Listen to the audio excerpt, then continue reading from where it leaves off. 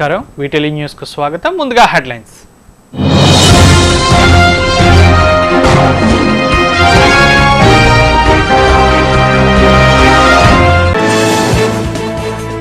వినియోగదారులకు తీపి కబురు అందించిన 16వ జీఎస్టీ సమావేశం. 66 వస్తువులపై పన్ను శాతాన్ని తగ్గించినట్లు వెల్లడించిన అరుణ్ జైట్లీ. కాపు వెల్ఫేర్ మొబైల్ అప్లికేషన్ను ప్రారంభించిన హోంమంత్రి. 6 నెలల్లో కాపులందరూ బీసీలు అవుతారని స్పష్టం చేసిన చినరాజప్ప.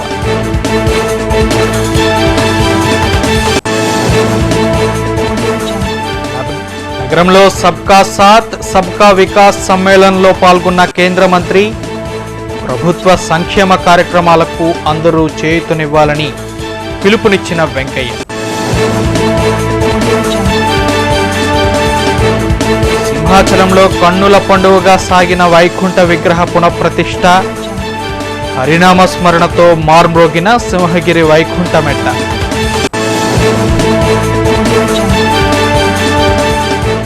అధికార టీడీపీ నేతల భూదందాలు అరికట్టాలన్న వైసీపీ నేత.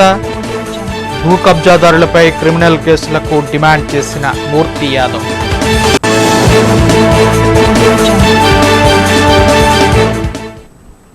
వివరాల్లోకి వెళితే పేద బడుగు బలహీన వర్గాల సంక్షేమం దేశ ఆర్థిక అభివృద్ధి లక్ష్యంగా ప్రధాని నరేంద్ర మోదీ పాలన సాగిస్తున్నారని కేంద్ర పట్టణాభివృద్ధి శాఖ మంత్రి వెంకయ్య నాయుడు తెలిపారు. నేషనల్ బిల్డింగ్ కన్స్ట్రక్షన్స్ కార్పొరేషన్ జిల్లా యంత్రాంగం సంయుక్త ఆధ్వర్యంలో అక్కయ్యపాలెం పోర్టు కళావాణి ఆడిటోరియం వేదికగా నిర్వహించిన సబ్కా సాత్ సబ్కా వికాస్ సమ్మేళన్ కార్యక్రమంలో ఆయన ముఖ్య అతిథిగా పాల్గొని మాట్లాడారు. మోదీ అధికారం చేపట్టినప్పటి నుంచి పేదల సంక్షేమం కోసం, దేశ ఆర్థిక పురోభివృద్ధి కోసం చేపట్టిన పథకాలను ప్రజలకు తెలియజేసేందుకు దేశవ్యాప్తంగా ఈ కార్యక్రమాన్ని నిర్వహించడం జరుగుతోందని మంత్రి చెప్పారు. తమ ప్రభుత్వం చేపట్టే సంక్షేమ కార్యక్రమాలకు ప్రతి ఒక్కరూ చేయూతనివ్వాలని ఈ సందర్భంగా ఆయన కోరారు. ప్రధాని మోదీపై కావాలనే ప్రతి విషయంలోనూ పనిగట్టుకొని విపక్షాలు తప్పుడు ఆరోపణలు చేస్తున్నాయని మండిపడ్డారు. అటు మోదీ నాయకత్వంలో దేశం, ఇటు చంద్రబాబు నాయకత్వంలో ఏపీ అభివృద్ధిలో దూసుకుపోతున్నాయని వెంకయ్య ఈ సందర్భంగా పేర్కొన్నారు. ఇవాళ కార్యక్రమం అది. అందరిలో కూడా అభివృద్ధిలో నాకు భాగస్వామ్యం ఉంది, ఈ దేశం యొక్క ప్రగతిలో నేను కూడా భాగస్వామ్యం సంతోషం. అందుకని ఆయన మాట చెప్పాడు, ఆఖరి పంక్తిలో కూర్చోవాలంటే ఈ మీటింగ్లో కాదు, మామూలుగా ఆఖరి పంక్తిలో ఉన్న వ్యక్తికి ముఖంలో సంతోషం ఉండాలా. जो अंतिम पंक्ति में बैठे हैं उनका मन में संतोष होना चाहिए, उनका उत्थान होना चाहिए. uplifting the poorest of the poor, that is the agenda of the Modi government. దాని పేరు అంత్యోదయ. పార్టీ యొక్క సిద్ధాంతకర్త అయిన దీన్ దయాళ్ ఉపాధ్యాయ ఏం చెప్పారంటే పేదవాళ్ళలో కల్లా పేదవాడిని ముందు ఉద్ధరించు. అందుకే మీరు చూడండి, ప్రధానమంత్రి బ్యాంకు ఖాతాలు తెరిపించాడు 28,50,00,000 మంది. ప్రధానమంత్రి జనధన యోజన కింద ఈ బ్యాంకు ఖాతాలు అందరూ కూడా బ్యాంకు పరిధిలోకి రావాలా. రెండవది ఏం చెప్పాడంటే జన సురక్ష యోజన ఉండాలా. ప్రమాదం వస్తే ఇప్పుడే చూసాం మనం. ఇందాక ఈశ్వరమ్మ ఆమె చనిపోతే ఆమె భర్తకు 2 లక్షల రూపాయలు వచ్చింది. కట్టిందంత రూపాయి మాత్రమే. నెలకు రూపాయి కడితే సంవత్సరానికి 12 రూపాయలు కడితే ప్రమాదం వచ్చినప్పుడు 2 లక్షలు. అప్పన్న స్వామి కొలువైన సింహగిరిపై వైకుంఠ మెట్టలో వైకుంఠ స్వామి విగ్రహ పునఃప్రతిష్ఠ కార్యక్రమం కన్నుల పండుగగా కొనసాగింది. ఎన్నో ఏళ్లుగా వైకుంఠ వాసుని విగ్రహ ప్రతిష్టల ఏర్పాటుకు డిమాండ్ ఉన్న మేరకు ఎట్టకేలకు దేవస్థానం ముందడుగు వేసింది. వైకుంఠ మెట్టపై విగ్రహాలు జీర్ణోధారణ కావడంతో వాటి స్థానంలో నూతన విగ్రహాలను పునఃప్రతిష్ఠించారు. 3 రోజుల పాటు కొనసాగిన ఈ ఉత్సవాల్లో స్వామి అమ్మవార్లకు అంకురార్పణ కార్యక్రమాన్ని నిర్వహించి పలు ప్రత్యేక పూజలు చేశారు. ఇందులో భాగంగా ఆదివారం ఉదయం 8:30 దివ్య ముహూర్తాన వేద మంత్రాలు, మంగళ వాయిద్యాల నడుమ శ్రీదేవి, భూదేవి సహిత వైకుంఠనాథుని విగ్రహాలను పునఃప్రతిష్ఠించారు. అనంతరం ఆనవాయితీగా వస్తోన్న వరద పాయస మహోత్సవాన్ని నిర్వహించారు. వైకుంఠ మెట్టపై వరద పాయసం దారబోయడంతో వర్షాలు సకాలంలో కురిసి పంటలు బాగా పండుతాయనేది విశ్వాసమని ఈ మేరకు ఉత్సవ విశేషాలను మూర్త సీతారామాచార్యులు వివరించారు.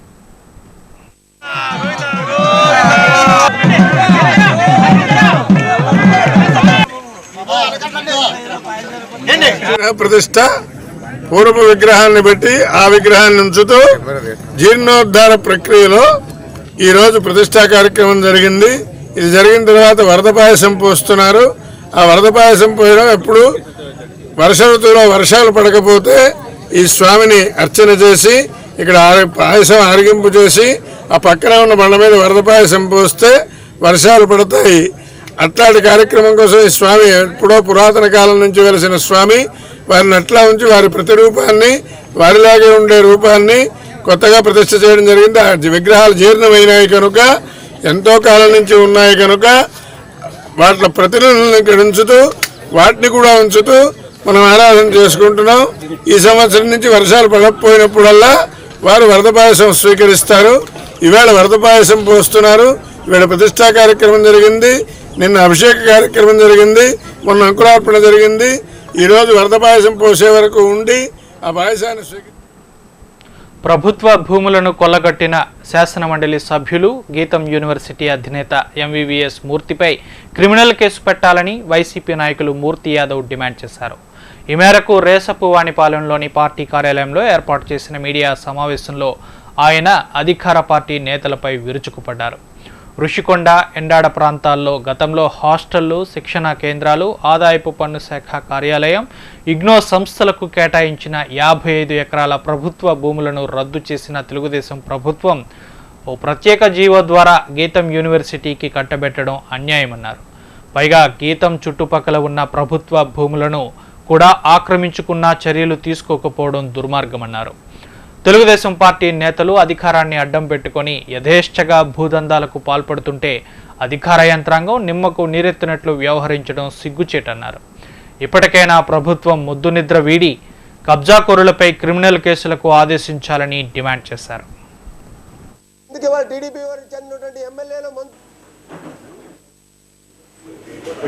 36 ఎకరాలు భూమి ఉంది.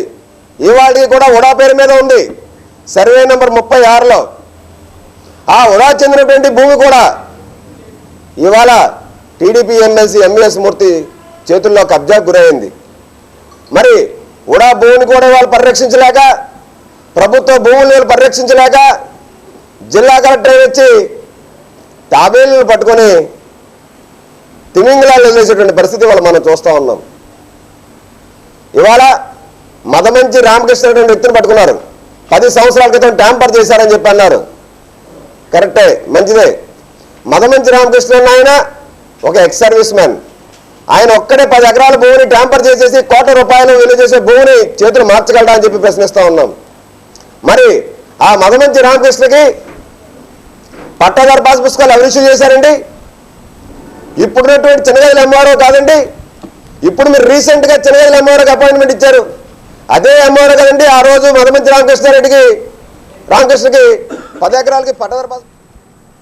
జీవితాన్ని ప్రసాదించిన తల్లిదండ్రుల రుణాన్ని తీర్చుకోవడమే ప్రధాన లక్ష్యంగా తల్లిదండ్రుల పాదపూజ కార్యక్రమం నిర్వహించినట్లు కళింగ వైశ్య యూత్ అసోసియేషన్ ప్రతినిధి సంతోష్ కుమార్ పేర్కొన్నారు. ఎంవీపీ కాలనీ టీటీడీ కళ్యాణ మండపం వేదికగా నిర్వహించిన ఈ కార్యక్రమంలో దాదాపు 108 మంది తల్లిదండ్రులకు వారి పిల్లలచే పాదపూజ కార్యక్రమాన్ని నిర్వహించినట్లు తెలిపారు. అదేవిధంగా తల్లిదండ్రులను సాక్షాత్తు పార్వతీ పరమేశ్వరులుగా భావించాలనే ఉద్దేశ్యంతో పార్వతీ పరమేశ్వరుల కళ్యాణాన్ని నిర్వహించినట్లు వివరించారు. ప్రస్తుత కాలంలో కొంతమంది జన్మనిచ్చిన, జీవితాన్నిచ్చిన తల్లిదండ్రుల పట్ల వివక్ష చూపుతున్నారని, అటువంటి వారికి కనువిప్పు కలగాలనే సదుద్దేశంతో ఈ కార్యక్రమాన్ని నిర్వహిస్తున్నట్లు ఆయన పేర్కొన్నారు.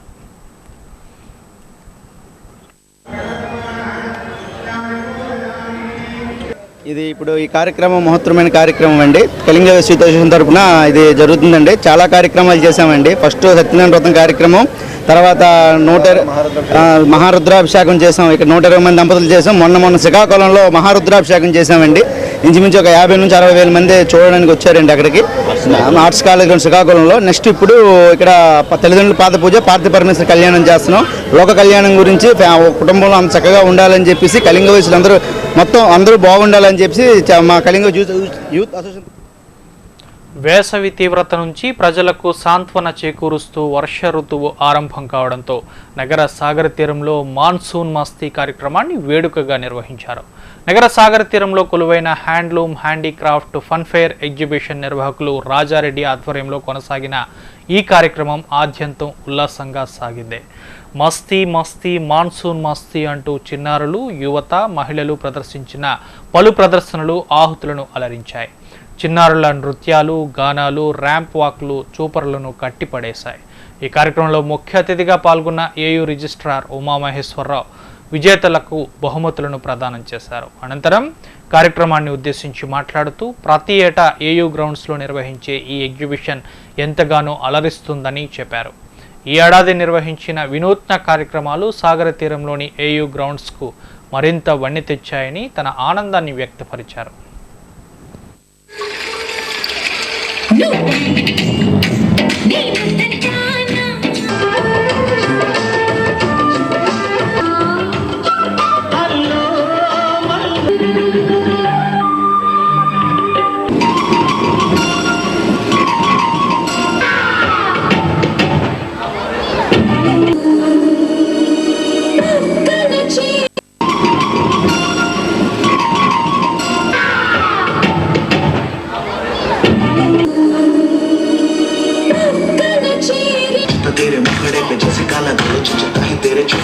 ముఖ్యంగా ఈరోజు బహుశా ఈ అందరి స్పందన చూస్తుంటే ముందుగా మాన్సూన్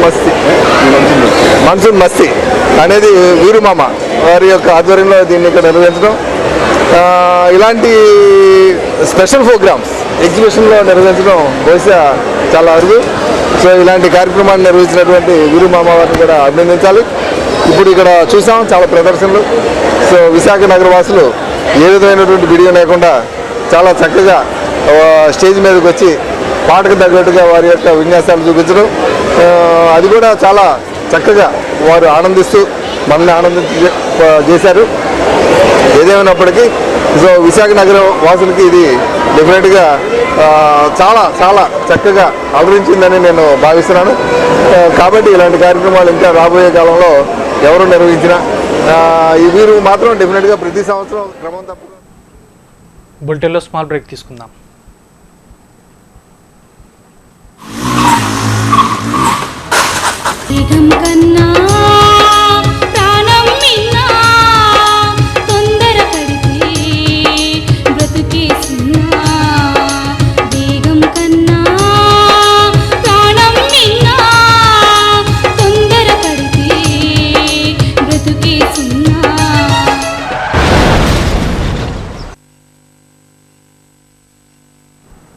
యువ సంగీత్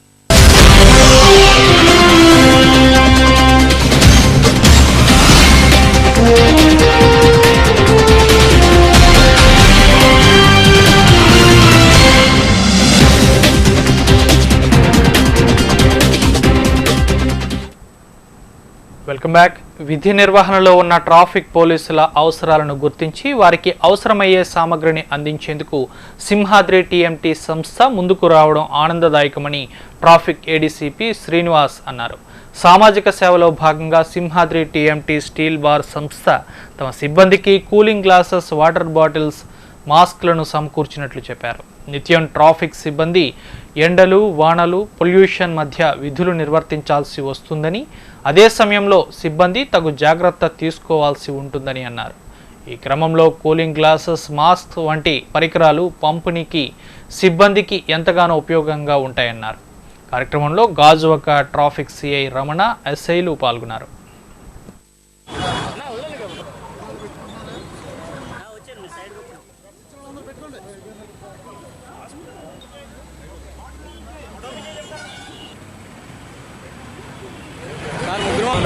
సింహాద్రి టీఎంటీ వారు మన గాజువాక ట్రాఫిక్ సిబ్బంది 80 మందికి కూలింగ్ గ్లాసులు, తర్వాత వాటర్ బాటిల్ వాళ్ళ ఆర్థిక సాయంతో ఇచ్చారు. ఈ 2 టెండర్లలో సిబ్బందికి దాహం తీర్చుకోవడానికి కానీ, తర్వాత కొంచెం చల్లగా ఉండడానికి, ఉద్యోగం సరిగ్గా చేయడానికి వాళ్ళు సిఎస్ఆర్ కింద మంచి దృక్పథంతో మా పోలీస్ డిపార్ట్మెంట్కి ఈ సహకారాన్ని అందించారు. కాబట్టి మా ట్రాఫిక్ పోలీస్ తరఫున సింహాద్రి డిఎండి సురేష్ గారికి యువ సంగీత కళాకారులను ప్రోత్సహించాలనే లక్ష్యంతో శ్రీద్వారం మ్యూజిక్ అకాడమీ అందిస్తున్న సేవలు ఎనలేనివి. శాస్త్రీయ సంగీతాన్ని పరిరక్షిస్తూ నేటి తరానికి కర్ణాటక సంగీత ప్రాముఖ్యతను తెలియజేస్తూ ఔత్సాహిక కళాకారులను అనునిత్యం ఆదరించే శ్రీద్వారం మ్యూజిక్ అకాడమీ నెలవారీ శాస్త్రీయ సంగీత కార్యక్రమాలను ప్రారంభించింది. సీతమ్మధారలోని కృష్ణ మందిర్ వేదికగా ప్రముఖ సంగీత విద్వాంసులు ద్వారం త్యాగరాజు ఆధ్వర్యంలో ప్రారంభమైన ఈ కార్యక్రమాల్లో అధిక సంఖ్యలో చిన్నారులు పాల్గొని తమ ప్రతిభను ప్రదర్శిస్తున్నారు. అదే సమయంలో ప్రముఖుల సలహాలను, సూచనలను నివృత్తి చేసుకుంటూ ఆ చిన్నారులు తమ ప్రతిభకు మెరుగులు దిద్దేందుకు ఉపక్రమించారు. ఈ మేరకు కార్యక్రమ వివరాలను ద్వారం త్యాగరాజు వీటిలీ ఛానల్కు వివరించారు. కార్యక్రమంలో ద్వారం మ్యూజిక్ అకాడమీ శాశ్వత సభ్యురాలు చిలికాని శారదాదేవి, అకాడమీ అధ్యక్షురాలు ప్రొఫెసర్ లక్ష్మి, ట్రస్టీస్, పలువురు సభ్యులు పాల్గొన్నారు.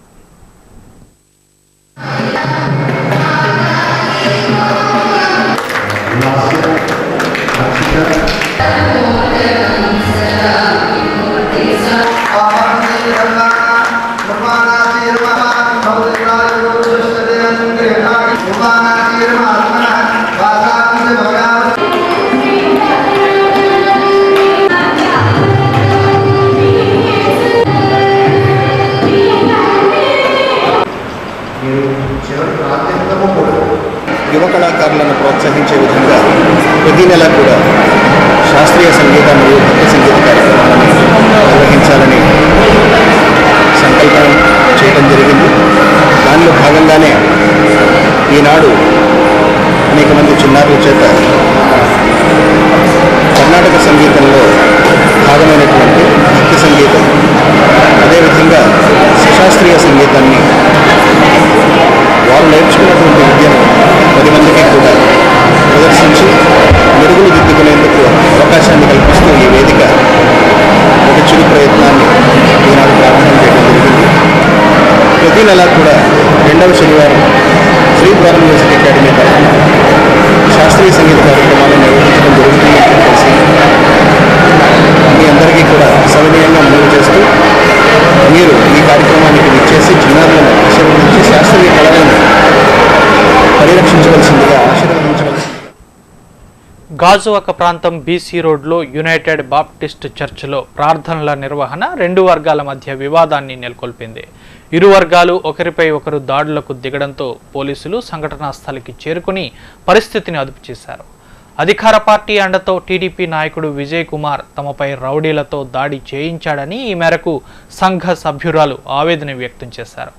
చర్చి నిర్వహణలో ఏర్పడిన లోపాల కారణంగా విజయ్ కుమార్ అనే వ్యక్తి సంఘంలోకి ప్రవేశించి ఆధిపత్యం చెలాయిస్తున్నట్లు తెలిపారు.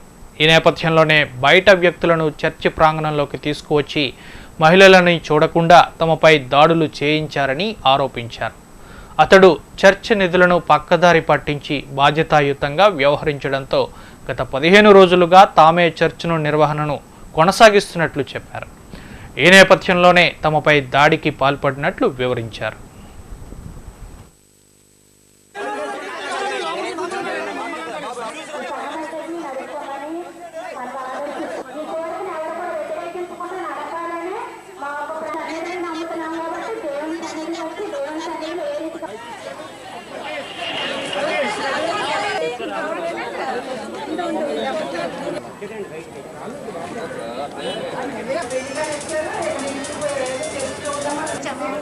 ప్రత్యేకంగా ఫోటోలు తీస్తున్నాడు.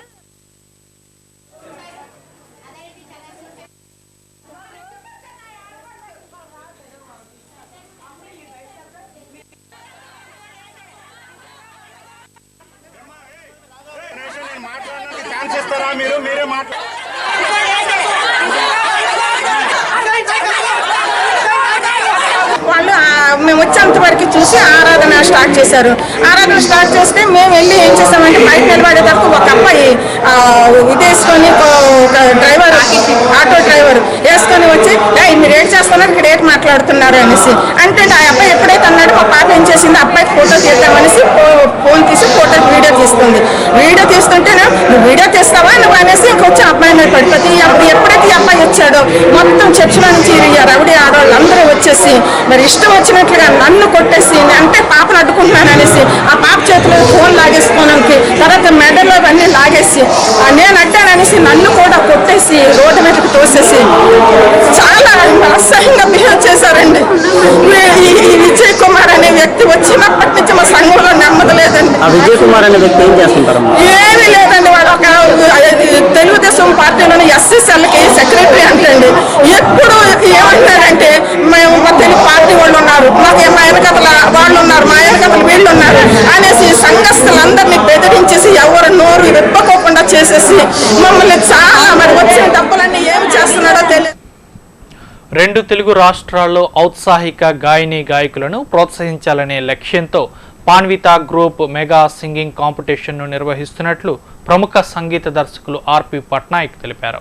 మద్దెలపాలెం కళాభారతి ఆడిటోరియం వేదికగా ప్రారంభమైన టాలెంట్ హంట్ను ఆయన ముఖ్య అతిథిగా పాల్గొని ప్రారంభించారు. సింగర్ ఆఫ్ ద ఇయర్ 2017 పేరిట నిర్వహిస్తున్న ఈ పోటీలు ఔత్సాహిక గాయని గాయకులకు చక్కని అవకాశమన్నారు. ప్రధాన నగరాల్లో కొనసాగే టాలెంట్ హంట్ అనంతరం ఫైనల్స్లో గెలుపొందిన గాయకులతో టీవీ ప్రోగ్రాం నిర్వహించనున్నట్లు ఆయన వివరించారు.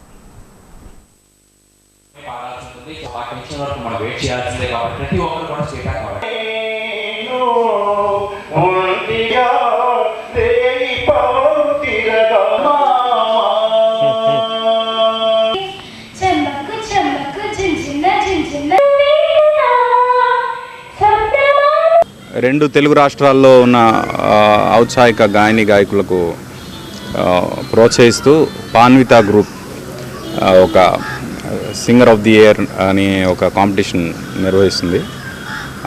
ఆ కాంపిటీషన్కి ఫైనల్ జడ్జిమెంట్కి నేను వస్తున్నాను.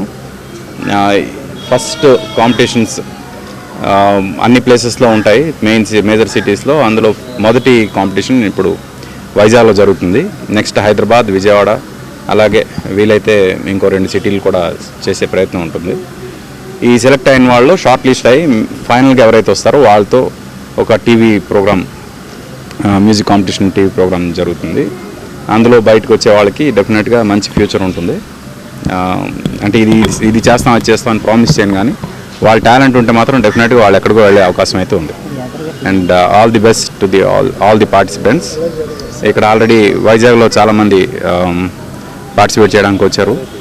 వాళ్ళు బెస్ట్ ఆఫ్ ది క్రీమ్ని సెలెక్ట్ చేసి ఫైనల్స్కి పంపించడానికి జడ్జి. రాజ్ తరుణ్ కథానాయకుడిగా ఇటీవలే విడుదలైన అందగాడు చిత్రం విజయవంతం కావడంతో ఆ చిత్ర యూనిట్ నగరంలో విజయోత్సవ ర్యాలీ నిర్వహించింది. ఈ మేరకు నగరంలోని ఆ చిత్రం ప్రదర్శితమవుతున్న పలు థియేటర్లను చిత్ర యూనిట్ సందర్శించి ప్రేక్షకులను అలరింపు చేస్తుంది. ఈ మేరకు నగరంలోని ఓ మాల్లో ఏర్పాటు చేసిన మీడియా సమావేశంలో కథానాయకుడు రాజ్ తరుణ్ తన ఆనందాన్ని వ్యక్తపరిచారు. అందగాడు చిత్రం యూత్ ఓరియంటెడ్ ఫ్యామిలీ డ్రామాగా ప్రేక్షకుల నీరాజనాలు అందుకుంటుందని చెప్పారు. ఈ చిత్రంలో చూపులేని వ్యక్తిగా అభినయం చేయడం మరువలేనిదని, దర్శకుడు వెలుగొండ శ్రీనివాస్ మంచి కథను అద్భుతంగా తెరకెక్కించారని ప్రశంసించారు. సమావేశంలో కథానాయిక హెబ్బా పటేల్తో పాటు చిత్ర యూనిట్ పాల్గొంది.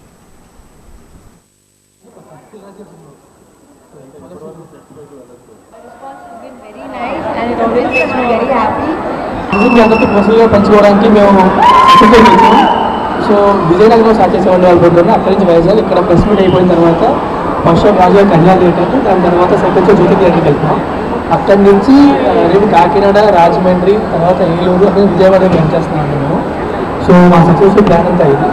సో మళ్ళీ అంటే మీకు ప్రోషన్గా కాన్సెప్ట్ చేయాలని ఇక్కడ వరకు వచ్చాం. అండ్ ఈ రెస్పాన్స్ ప్రతి థియేటర్స్లో కూడా ఎక్కడ చాలా అదిరిపోతుంది. అండ్ నాకు బేసిక్గా ఇట్స్ 2 గంటల సినిమా ఎంటర్టైన్మెంట్ అండి. సో ఆ సినిమా చాలా ఎంజాయ్ చేస్తున్నారని నేను ఇంకా థియేటర్ చూడడం కుదరలేదు నాకు ప్రమోషన్స్ వల్ల. ఇక్కడ చూస్తాను హోప్ఫుల్లీ లైటర్ రేపు పొద్దున. బట్ సినిమాని మాత్రం ఇంత పెద్ద సినిమా చేసినా ఖచ్చితంగా బాగుంటుందని ఎక్స్పెక్ట్ చేసి సినిమా చేస్తామండి. కాకపోతే ఎక్స్పెక్ట్ చేసిన దానికంటే ఇంకా పెద్ద చేసే సినిమాని. Thank you very much. మా సినిమా చూసుకున్నాం నుంచి అదే సినిమాలు అన్నీ డిస్ట్రిబ్యూట్ చేశారు ఇక్కడ. So thank you sir, thank you very much.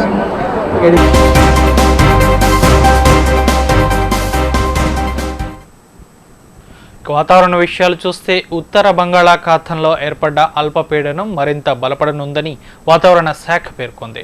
మరోవైపు నైరుతి రుతుపవనాలు 2 రోజుల్లో రాష్ట్రమంతటా విస్తరించనున్న నేపథ్యంలో విస్తారంగా వర్షాలు కురవనున్నాయని పేర్కొంది. కాగా అల్పపీడనం రుతుపవనాల ప్రభావంతో భారీ వర్షపాతం నమోదు కానుంది. దీంతో ఇప్పటి వరకు వేసవి తాపానికి ఇబ్బందులు ఎదుర్కొంటున్న ప్రజలకు ఊరట లభిస్తోంది. ఇక నగరంలో నమోదైన ఉష్ణోగ్రతలు చూస్తే వాల్తేరులో గరిష్టంగా 31.4 డిగ్రీలుగా నమోదైంది. ఎయిర్పోర్ట్లో 31.8 డిగ్రీలుగా నమోదైంది. మరోవైపు కనిష్ట ఉష్ణోగ్రతలు వాల్తేరులో 27.6 డిగ్రీలు కాగా ఎయిర్పోర్ట్లో 28.0 డిగ్రీలుగా నమోదయ్యాయి.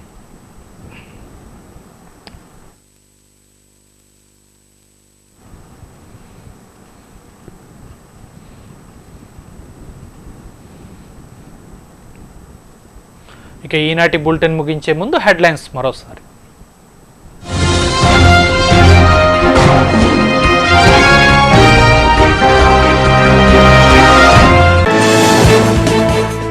వినియోగదారులకు తీపి కబురు అందించిన 16వ జీఎస్టీ సమావేశం. 66 వస్తువులపై పన్ను శాతాన్ని తగ్గించినట్లు వెల్లడించిన అరుణ్ జైట్లీ. కాపు వెల్ఫేర్ మొబైల్ అప్లికేషన్ను ప్రారంభించిన హోంమంత్రి. 6 నెలల్లో కాపులందరూ బీసీలు అవుతారని స్పష్టం చేసిన చినరాజప్ప.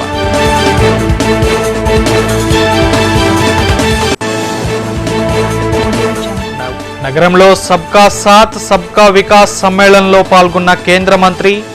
ప్రభుత్వ సంక్షేమ కార్యక్రమాలకు అందరూ చేయూతనివ్వాలని పిలుపునిచ్చిన వెంకయ్య.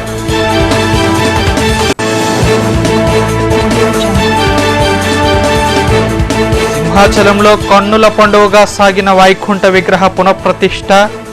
హరినామస్మరణతో మారుమ్రోగిన సింహగిరి వైకుంఠ మెట్ట.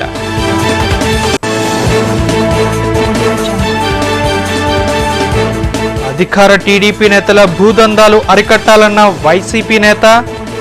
భూ కబ్జాదారులపై క్రిమినల్ కేసులకు డిమాండ్ చేసిన మూర్తి యాదవ్.